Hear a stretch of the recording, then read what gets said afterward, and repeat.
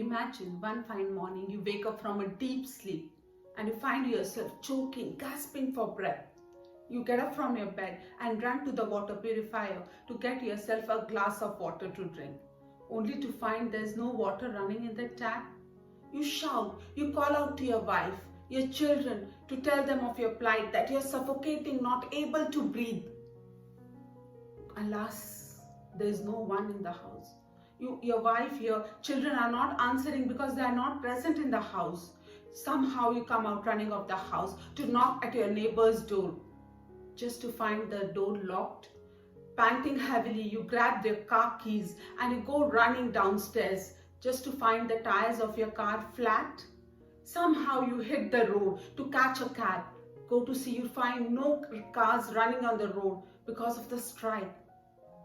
You start suffocating heavily and you shout, help, help, help. Till then, your wife pats you to wake you up. You rub your eyes to see that your children observing very closely with a curious look on their face. Oh my God, was that a dream or is this real? You understand that it was a nightmare, it was not real. The reality is you can breathe, you can drink water, and then your loving family is there besides you. And then it strikes you very hard. You understand the importance of all the physical things and loving relationships in your life. The importance of air, water, sun, trees. Your life is totally dependent on it. So what is that false notion that you carried before? Staying in a separate house and being independent? You just started earning a few rupees and then you thought that you can buy anything and everything and that you have become independent. But the reality is, be it any phase of your life, your childhood or adult or old age, we are dependent. Rather, we are interdependent on each other. We can thrive and possibly survive only when we learn to value and acknowledge our interdependence. As it is said, when I is replaced by we, even illness becomes wellness. Hi, I'm Mamta from Live Life to the Fullest. And today, let me tell you another story. A story of a father and a son. One day, they were walking along a forest path. When at one point, they came across a large tree branch on the ground. Looking at it, the son asked his father, "Dad, if I tried, do you think I could move that branch?" To which his father replied, "I'm sure you can if you use all your strength." The boy got motivated and he went to lift the branch.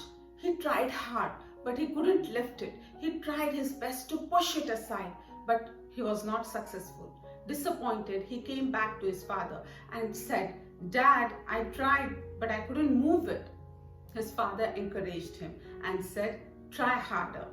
The boy went again and he tried to lift it, but then he was not able to.